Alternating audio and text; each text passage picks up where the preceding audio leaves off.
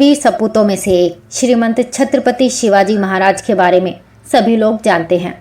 बहुत से लोग उन्हें हिंदी हृदय सम्राट तो कुछ लोग इन्हें मराठा गौरव कहते हैं, जबकि वे भारतीय गणराज्य के महानायक थे। छत्रपति शिवाजी महाराज का जन्म सन 19 फरवरी 1630 में मराठा परिवार में हुआ।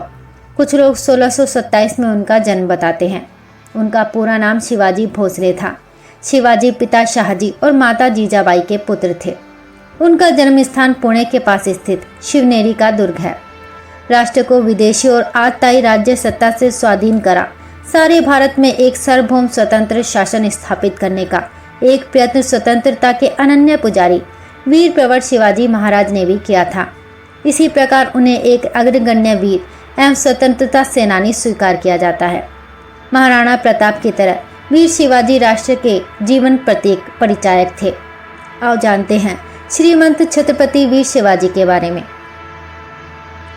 शिवाजी पर मुस्लिम विरोधी होने का दोषारोपण किया जा रहा है, पर यह सत्य इसलिए नहीं है क्योंकि उनकी सेना में तो अनेक मुस्लिम नायक और सेनानी भी थे। अनेक मुस्लिम सरदार और सूबेदारों जैसे लोग भी थे। वास्तव में शिवाजी का सारा संघर्ष उस कट्टरता और उदंडता के विरोध में था जिसे औरंगजेब जैसे शासकों और उनकी छत्र छाया में पलने वाले लोगों ने अपना रखा था। 1674 की ग्रीष्म ऋतु में शिवाजी ने धूमधाम से सिंहासन पर बैठकर स्वतंत्र प्रभु सत्ता की नींव रखी। दबी कुचली हिंदू जनता को उन्होंने भयमुक्त किया। हालांकि ईसाई और मुस्लिम शासक बल प्रयोग के जरिए बहुसंख्यक जनता पर अपना मत थोपते अतिरिक्त कर लेते थे, जबकि शिवाजी के शासन में इन दोनों संप्रदायों के आराधना स्थलों की रक्षा ही नहीं की गई, बल्कि धर्मांतरित हो चुके मुसलमानों और ईसाइयों के लिए भी भयमुक्त माहौल तैयार किया गया। शिवाजी ने अपने 8 मंत्रियों की परिषद के जरिए उन्होंने 6 वर्ष तक शासन किया। उनकी प्रशासनिक सेवा में कई मुसलमान भी शामिल थे। उनका बचपन उनकी माता जीजाबाई के मार्गदर्शन में बीता। माता जीजाबाई धार्मिक स्वभाव वाली होते हुए भी गुण स्वभाव और व्यवहार में वीरांगना नारी थी। इसी कारण उन्होंने बालक शिवा का पालन पोषण रामायण महाभारत तथा अन्य भारतीय वीरात्माओं की उज्जवल कहानियां सुनाकर और शिक्षा देकर किया था। दादा कोंडदेव ने संरक्षण में उन्हें सभी तरह की सामायिक युद्ध आदि विद्याओं से निपुण बनाया था। धर्म, संस्कृति और राजनीति में भी उन्हें उच्च शिक्षा दिलवाई थी। उस युग में परम संत रामदेव के संपर्क में आने से शिवाजी पूर्णतः राष्ट्र प्रेमी, कर्तव्य परायण एवं कर्मठ योद्धा बन गए। बचपन में शिवाजी अपनी आयु के बालक इकट्ठा कर उनके नेता बनकर युद्ध करने और किले जीतने के खेल खेला करते थे। युवावस्था में आने से उनका खेल वास्तविक कर्म शत्रु बनकर शत्रुओं पर आक्रमण कर उनके किले आदि भी जीतने लगे। जैसे ही शिवाजी ने पुरंदर और तोरण जैसे किलों पर अपना अधिकार जमाया, वैसे ही उनके नाम और कर्म की सारे दक्षिण में धूम मच गई। यह खबर आग की तरह आगरा और दिल्ली तक पहुंची। अत्याचारी किस्म के तुर्क, यमन और उनके सहायक सभी शासक उनका नाम सुनकर मारे डर के चिंतित होने लगे थे।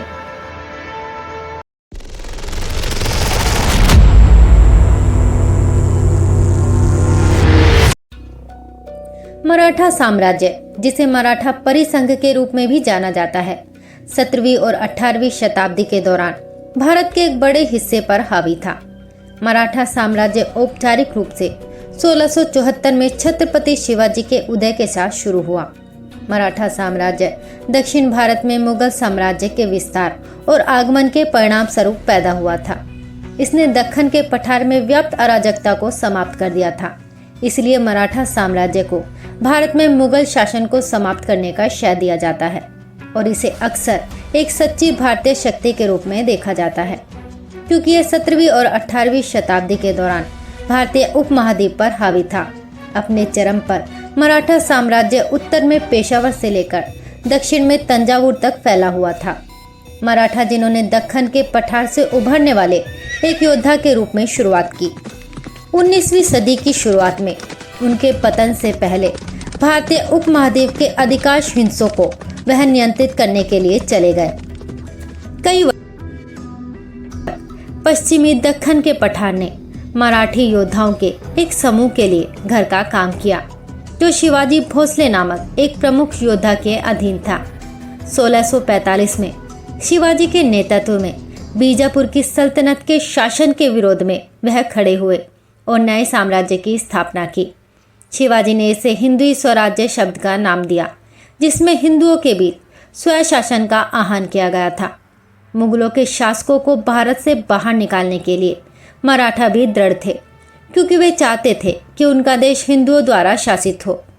इसके अलावा मुगलों के साथ शिवाजी का टकराव, जो 1657 से शुरू हुआ, मुगलों के प्रति घृणा के प्राथमिक कारणों में से एक के रूप में था। इस बीच शिवाजी ने अपने अभियानों के माध्यम से भूमि के बड़े क्षेत्रों पर अधिकार कर लिया। उन्होंने मुगलों सहित विभिन्न अन्य शासकों के साथ मुद्दों से निपटने के लिए एक सशस्त्र बल भी इकट्ठा किया था। हालांकि मराठों की नई भूमि पर शासन करने के लिए उनके पास आधिकारिक खिताब का अभाव था, इसलिए उपमहाद्वीप में हिंदू राज्य की स्थापना और विस्तार के उद्देश्य से शिवाजी को 6 जून 1674 को मराठा राज्य का शासक घोषित किया गया था। वो एक संदेश भेजा गया था। संदेश में यह स्पष्ट था कि यह हिंदुओं के लिए अपनी मातृभूमि पर नियंत्रण करने का समय है। एक भव्य राज्याभिषेक की मेजबानी करके, जिसमें 50,000 से ज़्यादा जनता और शासक शामिल हुए थे, शिवाजी ने खुद को हिंदू राष्ट्र का सम्राट घोषित किया। इस कार्यक्रम ने मुगलों को सीधा चेतावनी का संकेत भेजा और शिवाजी ने खुद को मुगलों का प्रतिद्वंदी साबित किया। इस कार्यक्रम में शिवाजी को छत्रपति की उपाधि से सम्मानित किया गया। इस तरह शिवाजी ने मराठा साम्राज्य की स्थापना की। राज्य अभिषेक के समय शिवाजी के पास शासन करने के लिए भारतीय उपमहाद्वीप का मात्र 4.1% हिस्सा था, इसलिए उन्होंने शुरू से ही अपने क्षेत्र का विस्तार करने पर ध्यान केंद्रित किया। राज्याभिषेक के लगभग तुरंत बाद रायगढ़ को राजधानी बनाते हुए शिवाजी ने अक्टूबर 1674 को खानदेश में छापामार पद्धति से कब्जा कर लिया। अगले 2 साल के भीतर उन्होंने पोंडा, करवार, कोल्हापुर और अथानी जैसे आसपास के प्रदेशों पर कब्जा कर साम्राज्य को बड़ा कर लिया। 1677 में शिवाजी ने गोलकुंडा सल्तनत के शासक के साथ एक संधि में प्रवेश किया, जो मुगलों का एकजुट विरोध करने के लिए शिवाजी की शर्तों पर सहमत हुए। उसी वर्ष शिवाजी ने कर्नाटक पर आक्रमण किया और दक्षिण की ओर से आगे बढ़ते हुए गिंगी और वेल्लोर के किलों को अपने अधीन कर लिया। शिवाजी के निधन के बाद आपसे आतंकित बीजापुर के शासक आदिल शाह जब शिवाजी को बंदी न बना सके, तो उन्होंने शिवाजी के पिता शाहजहां को गिरफ्तार किया। पता चलने पर शिवाजी आग बबूला हो गए। उन्होंने नीति और साहस का सहारा लेकर छापामारी कर जल्द ही अपने पिता को इस कैद से आजाद कराया। तब बीजापुर के शासक ने शिवाजी को जीवित अथवा मुर्दा पकड़कर लाने का आदेश देकर अपने मक्कार सेनापति अफजल खां को भेजा। उसने भाईचारे व सुलह का झूठा नाटक रचकर शिवाजी को अपनी बाहों के घेरे में लेकर मारना चाहा, पर समझदार शिवाजी के हाथ में छिपे खंजर का शिकार होकर वह स्वयं मारा गया। इससे उसकी सेनाएं अपने सेनापति को मरा पाकर वहां से दुम दबाकर भाग गई। शिवाजी की बढ़ती हुई शक्ति से चिंतित होकर मुगल बादशाह औरंगजेब ने दक्षिण में नियुक्त अपने सूबेदार को उन पर चढ़ाई करने का आदेश दिया, लेकिन सूबेदार को मुंह की खानी पड़ी। शिवाजी से लड़ाई के दौरान उसने अपना पुत्र खो दिया और खुद उसकी उंगलियां कट गई। उसे मैदान छोड़कर भागना पड़ा। इस घटना के बाद औरंगजेब ने अपने सबसे प्रभावशाली सेनापति मिर्जा राजा जयसिंह के नेतृत्व में लगभग 1 लाख सैनिकों की फौज भेजी। शिवाजी को कुचलने के लिए राजा जयसिंह ने बीजापुर के सुल्तान से संधि कर पुरंदर के किले को अधिकार में करने की अपनी योजना के प्रथम चरण में 24 अप्रैल 1665 ईस्वी को ब्रजगढ़ के किले पर अधिकार कर लिया। पुरंदर के किले की रक्षा करते हुए शिवाजी का अत्यंत वीर सेनानायक मुरारजी बाजी मारा गया। पुरंदर के किले को बचा पाने में अपने को असमर्थ जानकर शिवाजी महाराज ने जयसिंह से संधि की पेशकश की।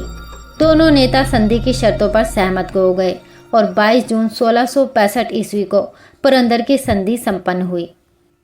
एक बार शिवाजी आगरा की यात्रा पर गए।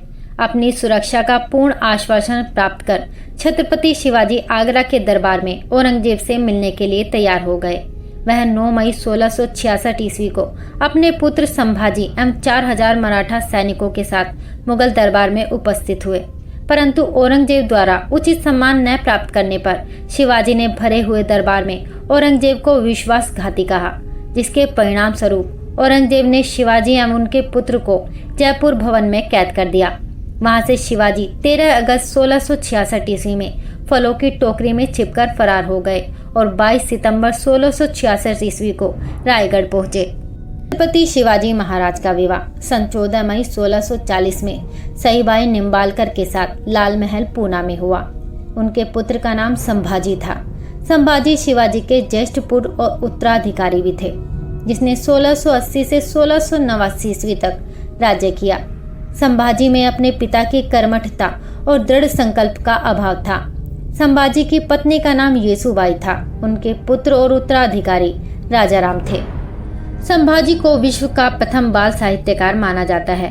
14 वर्ष की आयु तक उन्होंने न जाने कितने साहित्य का निर्माण कर लिया था। मराठा, हिंदी, फारसी, संस्कृत, अंग्रेजी, कन्नड़ आदि भाषाओं पर उनका प्रभुत्व था। जिस तेजी से उन्होंने लेखनी चलाई, उसी तेजी से उन्होंने तलवार भी चलाई। शिवाजी की कई पत्नियां और 2 बेटे थे। उनके जीवन के अंतिम वर्ष उनके ज्येष्ठ पुत्र यानी कि संभाजी की धर्म विमुखता के कारण परेशानियों में बीते थे। उनका यह पुत्र एक बार मुगलों से भी जा मिला था और उसे बड़ी मुश्किल से वापस लाया गया था। घरेलू झगड़ों और अपने मंत्रियों के आपसी वैमनस्य के बीच साम्राज्य के शत्रुओं से रक्षा की चिंता ने शीघ्र ही शिवाजी को मृत्यु की कगार पर पहुंचा दिया। शिवाजी की 1680 में कुछ समय बीमार रहने के बाद अपनी राजधानी पहाड़ी दुर्ग राजगढ़ में 3 अप्रैल को मृत्यु हो गई थी। शिवाजी के अधीन रहा। मुगल साम्राज्य औरंगजेब से लगातार खतरे के बावजूद संभाजी के नेतृत्व वाली मराठा सेनाओं ने लगातार 8 वर्षों तक औरंगजेब के नेतृत्व वाली सेनाओं से लड़ाई नहीं हारी। हालांकि 1689 में संभाजी को मुगलों द्वारा इस्लाम कबूल नहीं करने के कारण बड़ी क्रूरता से टुकड़े टुकड़े कर मार डाला गया था। मराठा साम्राज्य पर तब संभाजी के सौतेले भाई राजाराम की विधवा ताराबाई और फिर संभाजी के बेटे शाहू जैसे कई शासकों का शासन रहा। शाहू के शासन के तहत बालाजी विश्वनाथ को 1713 में मराठा साम्राज्य के प्रधानमंत्री यानी कि पेशवा के रूप में नियुक्त किया गया था। शाहू के शासनकाल में कुशल और बहादुर योद्धा राघोजी भोसले के नेतृत्व में पूर्व में साम्राज्य के विस्तार को भी देखा गया। समय के साथ शाहू अपने प्रधानमंत्री पेशवा बालाजी विश्वनाथ के हाथों की कठपुतली बन गया, जिसने साम्राज्य की बेहतरी के लिए बड़े बड़े फैसले लिए। बालाजी विश्वनाथ ने वर्ष 1714 में कान्होजी आंग्रे के साथ मिलकर जल में मराठा सेना की ताकत बढ़ाई। कान्होजी आंग्रे मराठा साम्राज्य की नौसेना के सर्वप्रथम सिपह सालार थे। उन्हें सरखेल आंग्रे भी कहा जाता था। सरखेल का अर्थ भी नौसेना अध्यक्ष होता है। उन्होंने आजीवन हिंद महासागर में ब्रिटिश, पुर्तगाली और डच नौसैनिक गतिविधियों के विरुद्ध लड़ाई लड़ी, जिसने मराठा को 1719 में दिल्ली की ओर मार्च करने का विश्वास दिलाया।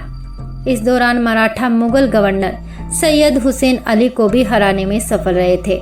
पहले से ही कमजोर मुगल साम्राज्य को अब मराठाओं से डर लगने लगा।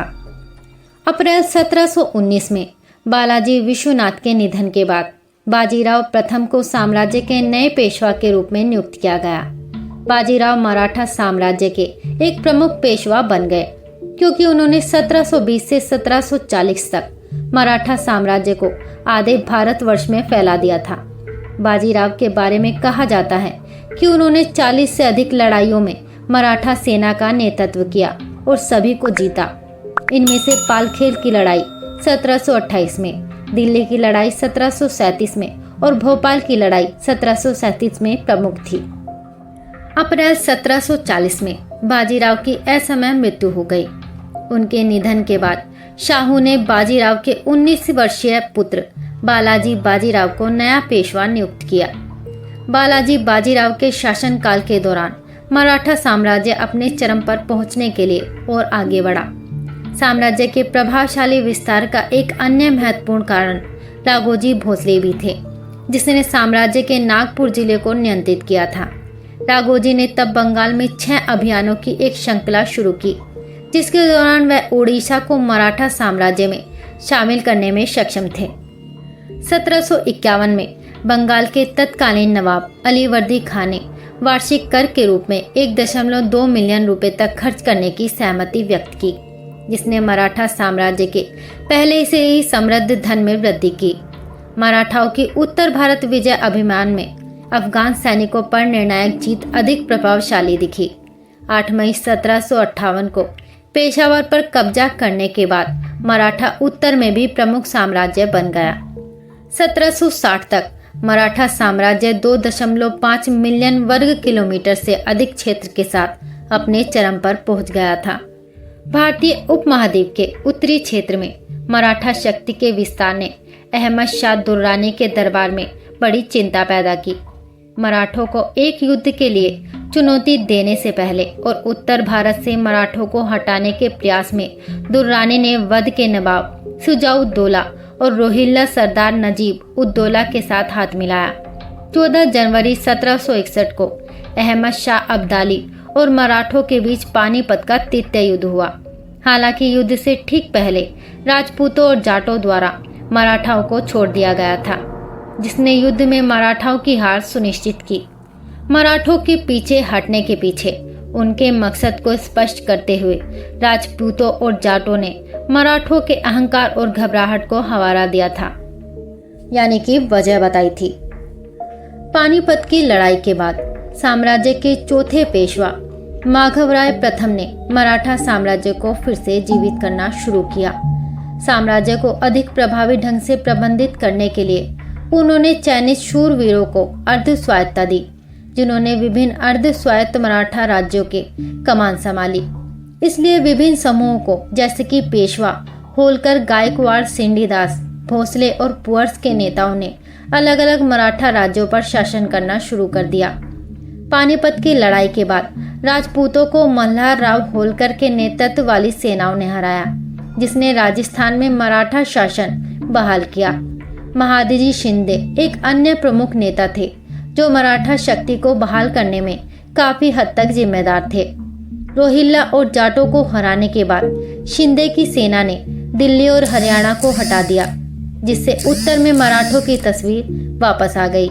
इस बीच गजेंद्रगढ़ की लड़ाई में तुकोजी राव होलकर ने एक प्रमुख दक्षिण भारतीय शासक, जिसे टीपू सुल्तान के नाम से जाना जाता था, उसे हराया, जिसने दक्षिण में तुंगभद्रा नदी तक मराठाओं का क्षेत्र बढ़ा दिया था। बंगाल के नवाब को हराने के बाद ब्रिटिश ईस्ट इंडिया कंपनी ने बंगाल में सत्ता संभाली। बंगाल के नवाब को हराने के बाद ब्रिटिश ईस्ट इंडिया कंपनी ने बंगाल में सत्ता संभाली और उनकी नज़र भारत के उत्तरी क्षेत्र पर थी, जिस पर काफी हद तक मराठाओं का नियंत्रण था। 1803 में दिल्ली की लड़ाई में मराठों को अंग्रेजी सेनाओं ने हराया, जिसका नेतृत्व जनरल लेक ने किया था। द्वितीय एंग्लो मराठा युद्ध के दौरान, जो 1803 से 1805 तक हुआ, ऑर्थर वेलेस्ले के नेतृत्व में ब्रिटिश सेना ने मराठाओं को हराया, जिसने अंग्रेजों के पक्ष में कई संधियों को जन्म दिया।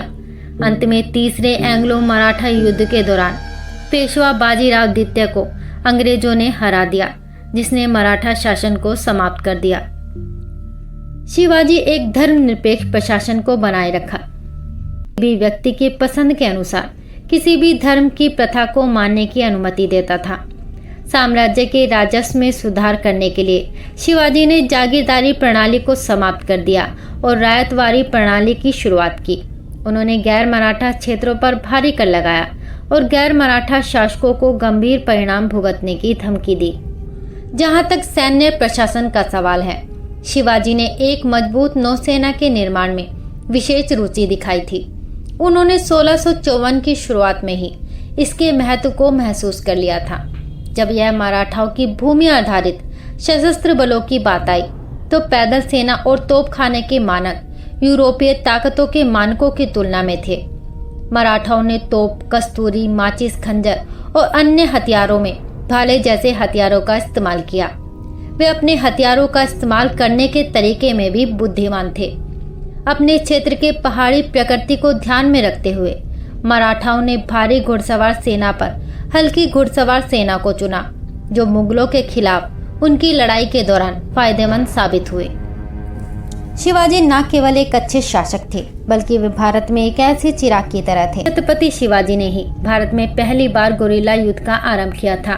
उनकी इस युद्ध नीति से प्रेरित होकर ही वियतनामियों ने अमेरिका से जंगल जीत ली थी। इस युद्ध का उल्लेख उस काल में रचित शिव सूत्र में मिलता है। गुरिल्ला युद्ध एक प्रकार का छापामार युद्ध, मोटे तौर पर छापामार युद्ध अर्ध सैनिकों की टुकड़ियों अथवा अनियमित सैनिकों द्वारा शत्रु सेना के पीछे या पार्श्व में आक्रमण करके लड़े जाते हैं। चिराग की तरह थे जिसने ना जाने हमारे देश के कितने हिस्सों को रोशन किया। तो दोस्तों, ये थे शिवाजी, जिन्होंने मुगलों से हमारी रक्षा के लिए ना जाने कितने योगदान दिए। और ये थी हमारी आज की वीडियो। ये वीडियो आपको कैसी लगी हमें कमेंट बॉक्स में ज़रूर बताएं। और अगर अच्छी लगी हो तो वीडियो को लाइक करके चैनल को सब्सक्राइब करना बिल्कुल ना भूलें। अब हम मिलेंगे आपको अपने अगले वीडियो में। तब तक आप अपना ख्याल रखें। जय श्री कृष्णा।